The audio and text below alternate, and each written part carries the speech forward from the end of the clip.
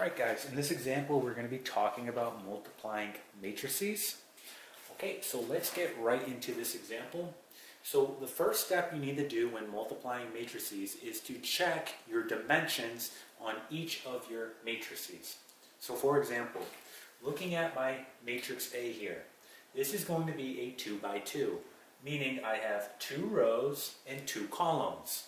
Okay, so we're going to go ahead and list that above. This is a 2 by 2. Again, 2 rows, 2 columns. And then we're going to look at our second matrix here, which is going to be matrix B, right? And we can see that this has 2 rows and 1 column. So again, 2 rows and 1 column. All right? So again, rows comes first and then your columns come second. So taking a look here, we need to make sure that we can in fact multiply these matrices. And you do that by looking at the following. If, okay, the columns in your first matrix, which in this case is 2, is equal to the rows in your second matrix, which is going to be 2 here, this means that they can be multiplied, right? So if I look here, I can see that my columns is equal to my rows, right? So this we can in fact multiply. Okay, and the resultant is going to be a 2 by 1. So my resultant matrix here is going to be over right here a 2 by 1, meaning 2 rows, 1 column. Okay, now if you ever run into an example where these are not equal, okay, that means it's going to be undefined. You can't do it. All right, we'll talk about that later on in this video.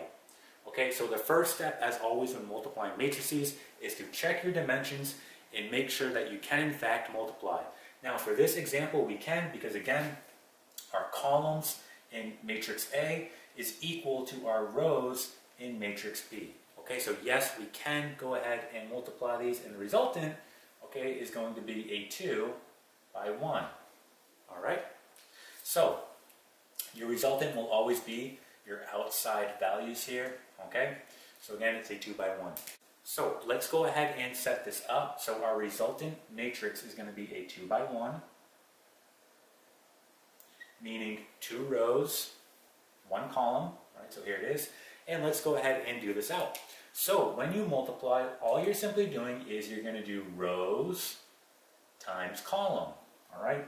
So for example, I'm going to do 4 times 2. So I have 4 times 2, and then plus, now you go on to your next entry, 1 times 3. So again, rows times column, right? So 1 times 3. So 1 times 3, right?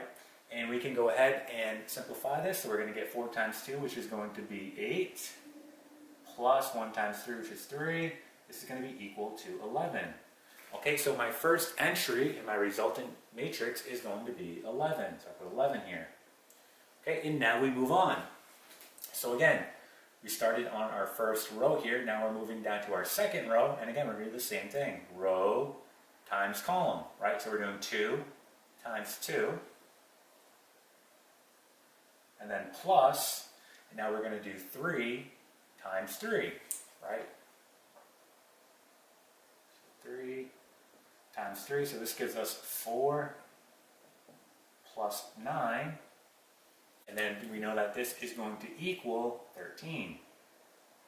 So we get 13 here. So this is going to be our resultant matrix, okay? Now, let's talk about if we were to switch up the order here. So here we multiplied matrix A by matrix B. Well, what happens if you switch it up? Because we know that when we multiply numbers, right? So for example, if I do, just picking some random numbers here, 4 times 3, right? That's equal to 12. Well, if I just switch them around, if I do 3 times 4, right? We know that this is going to be equal to 12 as well, right? It doesn't matter the order in which I multiply numbers, I'll always get the same result. However, this isn't the case with matrices, all right? So let's talk about how this would be different if I were to multiply matrix B by matrix A. So let's go ahead and rewrite this the following way. So we're just going to erase our work here. So again, here was our resultant matrix that we found, right? We had 11 and 13. And we're just going to erase this. And we're going to set up, okay, B coming first, so matrix B. So we have 2, 3. And then we're going to multiply this by matrix A, right? So here's matrix A, and this is 4, 1, 2, and 3. So again, we can write this below. This is matrix B, and this is matrix A. So again, the first step you want to do is define your dimensions here. So we know that this is going to be a 2 by 1, so 2 rows, 1 column. This is going to be 2 rows, 2 columns. Now look what happens here when we switch that around, right? We can see that my column in matrix B is not equal to my row in matrix A, meaning that this is going to be undefined. Okay, and again, you could see this because again, you're going to do row times column. Well, look what happens. You're going to do 2 times 4, but then I have this second entry here on my column, and I can't multiply that by anything because I'm missing the second entry here. Okay, so this is why this is going to be undefined. Again, you can just check by looking at your column in your first matrix and compare it to your row in your second matrix. They're not equal. So this would be undefined. Undefined. So what this tells us is the following. Okay, the order in which you multiply 2 matrices definitely matters. Okay, so the order in which you multiply 2 matrices matters. All right. So let's do one more example, and that will be it. All right, guys. So here is our last example. All right. So this one is a little bit different. So let's go ahead and first determine, right, if we can in fact multiply these 2 matrices, right? So we have matrix A times matrix B. The first step is to determine our dimensions on both of them. Okay, so looking at matrix A, we can see that we have a 2 by 2. Again, 2 rows, 2 columns. So 2 rows, 2 columns. And then on matrix B, we have 2 rows and 3 columns. So 2 rows and 3 columns. Okay, so again, what you're doing here, you can simply just look at your inner dimensions. So for example, I'm looking at this 2 and 2. Again, this is my columns on matrix A. This is my rows on matrix B.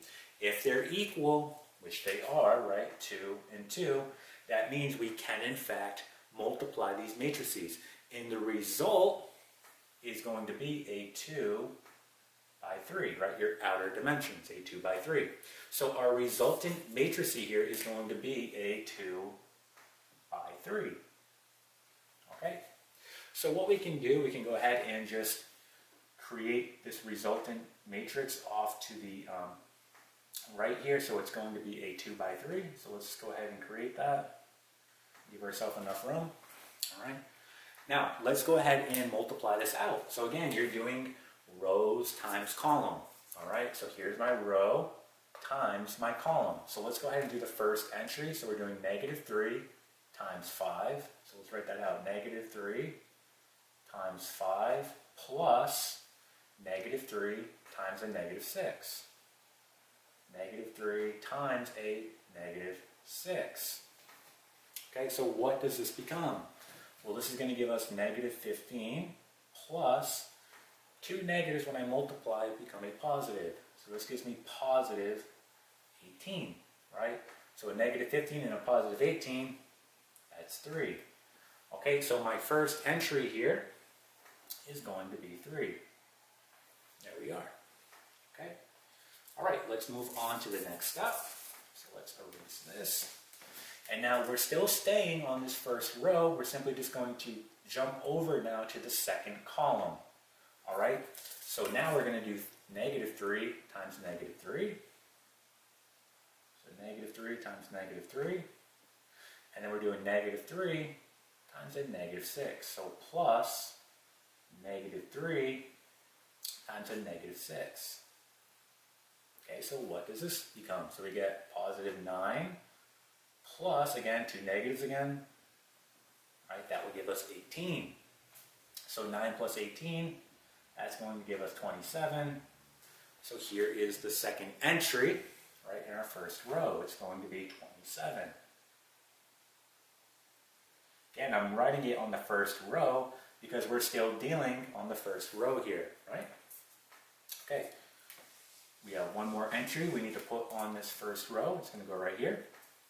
So again, we're on our first row, jump over to the next column. So now we're going to do -3 times 2. -3 times 2 plus, and now we're going to do -3 times 4. So -3 times 4. All right, so just doing this out, we get -6 plus -12, right? So we can see here a -6 plus a -12, that's going to be -18. Okay, so here's our last entry on our first row, -18. All right. Now we're ready to move on to the next row in our first matrix, right? So now we're going to go down a row, and we're going to essentially perform the same operation, right? So now we are on this row right here, and we're going to multiply the first column. So -4 times 5, -4 times 5, all right, and then plus, and now we're doing 1 times a -6, and let's do this out, we get -20 plus -6, or in other words, -26. Okay, so that -26 goes right here. Right, and let's move on. So again, we're on that second row, move over one column, so -4 times a -3, and then plus 1 times a -6. 1 times a -6, this will give us 12 plus a -6, which in other words is just going to give us 6. So that 6 goes right here. All right, and now for our last entry, almost done. So now we're going to go ahead and just do our last entry. So again, we're moving on to the last column here. So we're doing -4 times 2.